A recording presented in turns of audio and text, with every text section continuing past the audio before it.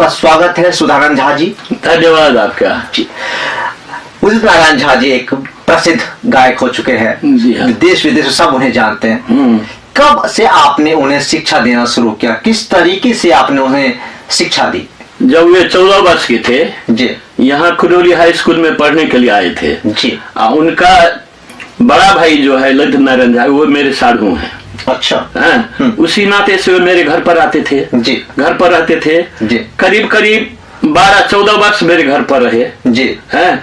तो उनका क्या था, संगीत में बहुत रुचि थी, बहुत बढ़िया। लेकिन उनको क्या था, ताल का थोड़ा ज्ञान नहीं था, ताल थोड़ा कट जाता था। जी। तो हम उनको साथ लिए स्टेज पर हम काम करते थे जी। अपने साथ साथ उनको लेकर के जाते थे जी। और गवाते भी थे। जी। जहाँ गलती होती थी उनको समझाते थे। जी। हैं, उनको इस तरह से समझाते थे। मेरे गांव से दक्षिण आपको कुनौली के नजदीक में एक नदी है, जी। तिलजुगा उनका नाम है, वहीं पर जाके गाते हैं। उनको कहते थे तुम ये डेग जो देते हो ना, उस पर तुम ऐसे ऐसे करके गाना गाओ, उनको सिखलाते थे। जी। समझे। थोड़ी कोशिश के बाद, थोड़े दिनों के बाद वे थोड़ा लाइन पर आ गए। जी। समझे ना। जी। जी। जब वे गलती करते थे, एक दिन संजोग से मैंने उनको पीटा। अच्छा। उनके आंख से आंसू नहीं आए। हम उसी रोज कह दिए जो ये कलाकार बनेगा। जी। जी। समझे ना। जी। तो आपने उनकी कला को कैसे पहचाना कि उदित नारायण के अंदर एक ऐसी कला है जो उसे विश्वविख्यात बना सकता है, विश्व प्रसिद्ध हो सकते हैं? ये देखिए, मैंने कभी दूसरे का गाना नहीं गाया, रफी का गाना गाया है। जी। उनको कहे किशोर कुमार का छोड़ करके आप रफी का गाना गाइए। रफी का गाना गवाते थे। मेरी आवाज उनकी आवाज, जी, मुझसे भी अच्छा उनका आवाज था। बहुत बढ़िया। मुझसे भी अच्छा उनका आवाज था। मैंने सोचा ये बहुत बड़ा कलाकार बनेगा आगे जाकर के। जी। उनको मैं अपने पीछे पीछे लिया। जी। पीछे पीछे ले जाते थे स्टेज पर। जी। मैं अपने को 15 रुपया पाता था और उनको 10 रुपया दिलाया। हौसला के लिए, उनको हौसला के लिए। जी। जी। इस तरह से उनको करीब करीब रखिए ना 10-12 वर्ष तक अपने साथ रखा। जी। जी। तब उनका बुलावा आया। कहाँ तो काठमांडू, दोनों साथी थे काठमांडू जाने के लिए। जी। लेकिन मैं घर ऐसी काम से रुक गया। आप नहीं जा पाए। वे गए वहां पर, वे गाए गाना। सबसे प्रथम मैथिली का एक गीत। क्या क्या है? जी। सुन सुन सुन पिन भरनी गे कन्या घुरियो को तार। ये गाने को किसने लिखा था? अब गाने को किसने लिखा था ये तो मुझे याद नहीं है। अच्छा। लेकिन पुरानी गीत थे, उसी में वे गाए मछली गीत। समझे ना। जी। जी। जी। मैं भी रेडियो नेपाल में 5-7 गीत गाया हूँ। जी। जो हेलो मिथिला में 1-2 बजा है, उसके बाद नहीं बजा। तो ये सुन सुन पेन भरने वाली गाना काफी फेमस हो गया उनके।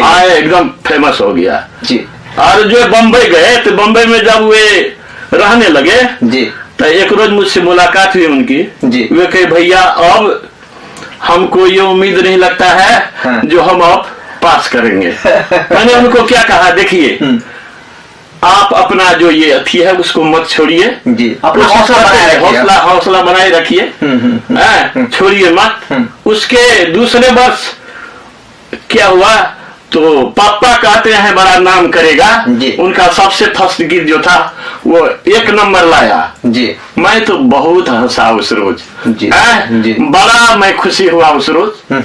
उनको जो सिखलाया, उदित नारायण जी अभी तक वैसा गाना नहीं गाए हैं। बहुत। हाँ। ये मुझे दुख है, लेकिन फिर भी जो गाए हैं सबसे अच्छे गाए हैं। जी। आप प्रारंभिक गुरु थे, क्या अब वर्तमान में आपसे उनकी शोध होती है, आपसे उनकी बातचीत होती है, कोई मुलाकात हुई है जब स्टार बन चुके हैं? देखिए, स्टार लोगों को क्या होता है जब वे ऊपर चले जाते हैं। जी। जी। तो वे विदेश भ्रमण करते हैं, आगे जाते हैं। जी। लेकिन घर का सुध अभी तक उनको नहीं आया। अच्छा। घर मतलब हमारे गांव का अभी तक उनको सुध नहीं आया है। जी। जो उनसे बातचीत भी करते। जी। एक बार क्या हुआ, उनका नेपाली में उनका फिल्म था। जी। फिल्म का शूटिंग था, हम थे वहीं काठमांडू में। जी। तो फिल्म का नाम था पीरती। पीरती में काम करने के लिए आए। जी। स्टेज पर वो गए, हमको देखे तो प्रणाम किए हमको। बहुत बढ़िया। हमको प्रणाम किए। वहां से कहते हैं क्या भैया कहिए तो हमको आप कितना पैसा देते थे? हम कहे बच्चा, जिस टाइम में तुमको पैसा 10 रुपया मिलता था हम 15 रुपया लेते थे। सही बात। उतना अभी तक तुम नहीं कर पाए हो। आगे जाके जैसे भगवान की इच्छा हो जी वैसा ही होगा। तो उनकी प्रसिद्धि को लेकर, उनके स्टार बनने से आपको कितनी खुशी हो रही है कि आपका एक शिष्य, आपका एक बालक एक स्टार बन चुका है गाने की दुनिया में? एक बात मैं आपको कहता हूँ जी, मान लीजिए मास्टर किसी को पढ़ाता है जी, वे यदि राष्ट्रपति बन जाए जी, वे यदि प्राइम मिनिस्टर बन जाए तो मान लीजिए उनको कितना खुशी होता होगा।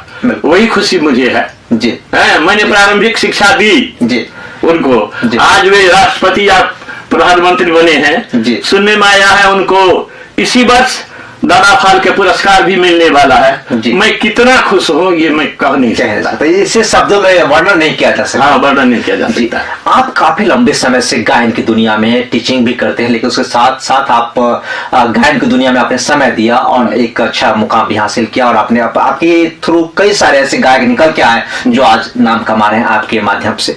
तो कितनी चुनौती होता है इस गायन की दुनिया में आपके हिसाब से? हमारे हिसाब से चुनौती बहुत बड़ी है, समझे ना। जितना आदमी सीखते हैं सीख नहीं पाते हैं जी। कोई घर का लेकर के जी, कोई अपने भाई बंधु का लेकर के जी, कोई अपने गरीबी लेकर के हैं। क्या इस पेशे में रहने से उनका पेट भरेगा इसे कोई बात नहीं है, बिल्कुल समझे ना जी। पेट भरना कोई बात नहीं है यहाँ के दुनिया में जी। अब जो बॉलीवुड में है, फलना में है, उनको तो ज्यादा पैसा मिलता है, लेकिन घर आंगन में सो सब नहीं होता। कितने को सिखाया मैंने, एक दो तो पागल हो गया एक दो पागल हो गया। हमारे ये महीनारायण मंडल भी थे जी, उनसे मैंने कहा महीनारायण मंडल मेरा एज तो हो गया है, उम्र हो गई जी, अब मैं कहीं जाऊंगा सो नहीं होगा जी। तुम सब तो जुबा हो, अभी जाओ तुम करो। महीनारायण भी गए थे अपना भाग्य आजमाने के लिए जी, लेकिन बेचारा क्या करता, वहां से लौट के चले आए। अब कहाँ रहता है वो भी मुझे पता नहीं है जी। लेकिन एक उदित पर आशा था जो उदित करके दिखलाया। यदि आपके प्रारंभिक गीत, प्रथम गीत की बात करें जिसकी आपने रचना की, जिसको आपने गाया, वो कौन सा गीत होगा जो हमारे दर्शकों को सुना दे एक बार गुनगुना के? जी हाँ, मैं मैथिली में गीत गाया हूँ जी, इसी यूनाइटेड स्टूडियो में जी। यहाँ का मैं बात एक बार फिर कह देना चाहता हूँ, मैं आज यूनाइटेड स्टूडियो में हूँ जी। और इनका जो प्रोपराइटर साहब है हमारे भूषण जी, वे हमसे क्या कहे, आज से 6 महीना पहले जी, आप कहीं भी किसी भी स्टूडियो में रिकॉर्डिंग नहीं करवाइएगा जी, मैं स्टूडियो बना रहा हूँ जी, आप वहीं पर कीजिएगा। बहुत बढ़िया। मैं इनको 1 महीना 2 महीना में टोकता था, कहा कि देखिए सब कुछ का मैं इंतजाम कर रहा हूँ, आप आइएगा, समझे ना। तो ये मेरा पहला रिकॉर्डिंग है जी मैथिली में जी। वो गाने यहीं पर मैंने उनको रिकॉर्डिंग करवाया है जी, उनका आवाज है जी, मैं वो गाता हूँ जी। के दीवाना बनल पागल, नैनक तीर सो दिल भेल घायल, नैनक तीर सो दिल भेल घायल। याद करूँ राती के मंजर, छिटकली जोड़िया में संग संग छिटकली जोड़िया में संग संग। बहुत बड़े।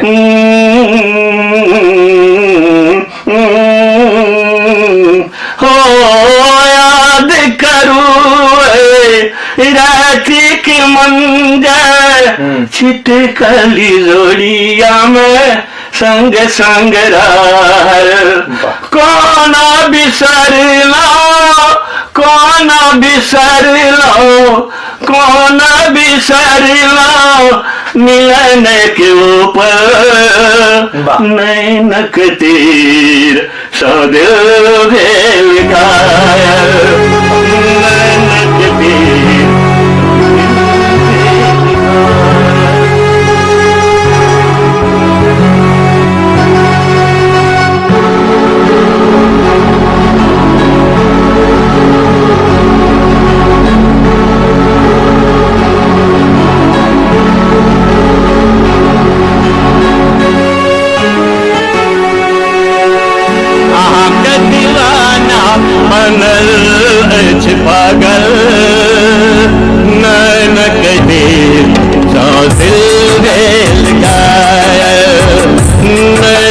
खातिर सौ दिल लगाए।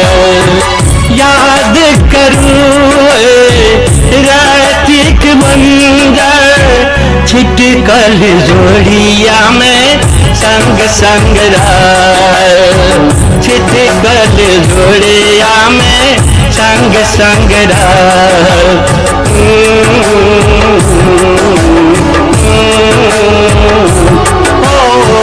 याद करूं रातिक मंजर छिटकल जोड़िया में संग संग राय, छिटकल जोड़िया में संग संग राय।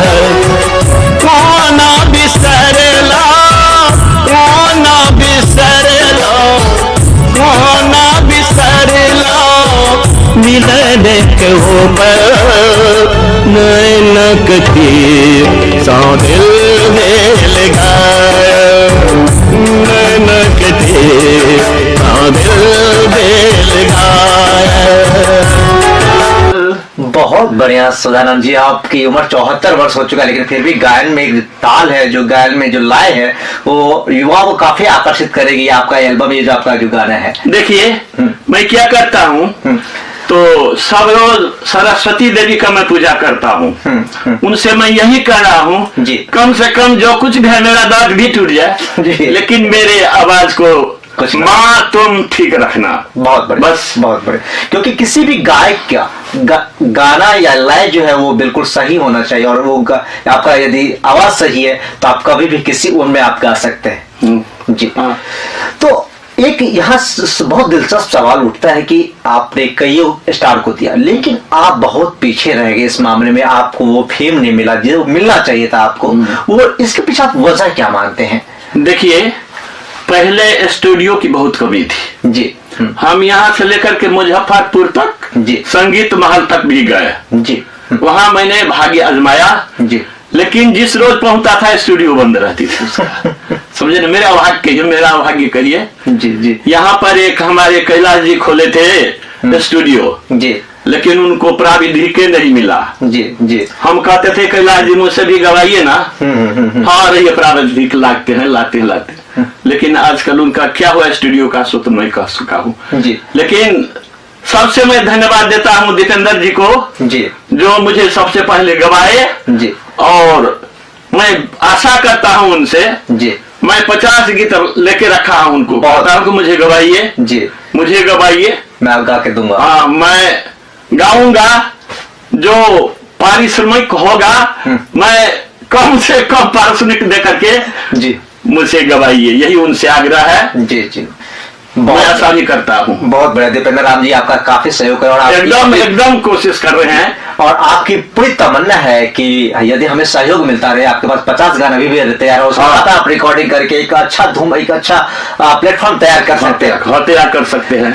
तो कहने का मतलब पहले के जो युवा लोग थे, गायक थे, उनके पास एक स्टूडियो की काफी कमी होती थी, जैसा आपने बताया, कमी थी। राजविराज में तो कोई नहीं था जी, जिसकी वजह से उनका टैलेंट बाहर नहीं निकल पाता, लोगों तक पहुंच नहीं पाता था कि किसके अंदर क्या टैलेंट है। लेकिन अब ये सुविधा कहीं ना कहीं आप जैसे गायकों के लिए एक उत्साहवर्धक है। नेपाल में तो स्टूडियो काठमांडू में ही था जी, इधर कहीं पता नहीं था, विराटनगर में भी नहीं था, कहीं नहीं था जी। लेकिन आजकल देखते हैं आपके झंझारपुर में भी है जी, वहां भी हो गया है, सुनने में आया है, सुनने में ही आया है जी, ये कुनौली में भी खुलने वाला है जी। अब कब तैयार होता है नहीं होता है सो बात नहीं, तो मुझे उससे कोई लेना देना नहीं है। मैं तो दीपेंद्र जी के कपार पे सवार रहूंगा जी जी। हाँ, उनको गीत गवाना है मुझे जी, ये मेरी आशा है जी।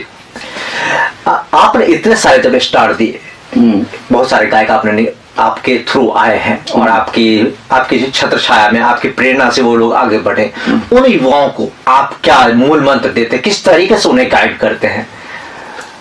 मैं उनसे कहूंगा जो अपना कोशिश वो करता ही रहे जी, अपना रियाज जो है, इसमें रियाज करना पड़ता है जी, वो अपना धरे रहे, रियाज नहीं करेंगे तो उनका गाना बड़ा मुश्किल हो जाएगा जी। वे उसमें लगे रहें तभी ठीक रहेगा जी। इतना लंबा समय आपका गायन का हो गया, लगभग कितना गीत आपके पास तैयार हुआ, कुछ आइडिया? मेरे पास जी अब कितना हजार होगा, कितना हजार में गाया हूँ गीत, मुझे भी कुछ आंकड़ा नहीं, क्योंकि पहले कुछ रिकॉर्ड करने का, रखने का कुछ ऐसा साधन नहीं था जिसकी वजह से वो सामने नहीं आ पाते, लेकिन हजारों की संख्या में आपके पास गाने हैं। यदि अभी भी आप रिकॉर्ड करें तो आपके एक अच्छी खासी समय निकल जाएगा। हाँ, समय निकल जाएगा जी। आने वाले दिनों में आपने कहा कि दीपेंद्र राम जी जैसे या यूनाइटेड स्टूडियो जैसे आपको सपोर्ट करते, और भी कई सारे गानों को लेकर आएंगे। क्या लगता है आने वाले दिनों में जो वर्तमान दौर में चल रहा है, गाने का जो ट्रेंड चल रहा है, जैसे अश्लीलता आती है, उसमें कई सारे तरक भरक होते हैं, कई तरह के अलग अलग तरह के आते हैं, क्या उस लाइक को भी आप पकड़ेंगे, या जो आपकी अपनी पुरानी संस्कृति है, पुरानी परंपरा है, जिस तरह से आप गाते आ रहे हैं उसी पे आप गाएंगे? जी हाँ, मेरी तो सबसे प्रथम यही आशा है जी, मैं जो गाता आ रहा हूँ जी, उसी को मैं धरे रहूंगा जी।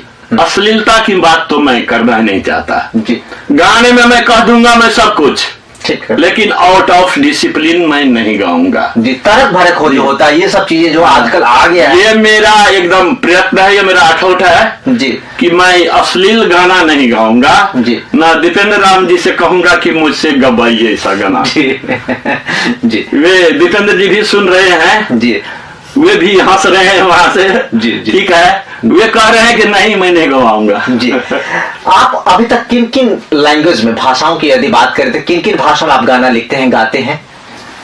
मैथिली हुआ जी, हिंदी हुआ जी, नेपाली हुआ जी, और फिल्म में तो कौन कौन गाना सब है वो सब भी गाए हैं, कर लेते हैं। हाँ जी।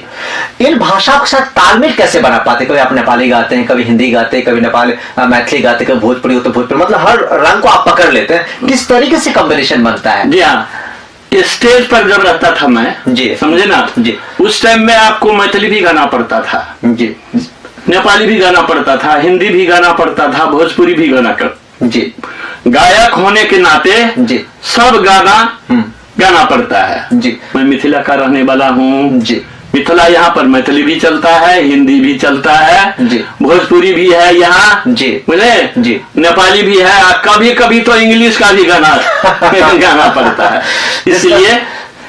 इसलिए ये सब गाना गाता हूँ। जिस तरह का डिमांड आता है उस हिसाब से गाना पड़ता है, हिसाब से गाना, मतलब समय के अनुसार जब हम चले तो गायन की दुनिया में काफी कुछ कमाया जा सकता है, काफी कुछ किया जा सकता है। ठीक है, ठीक है आप।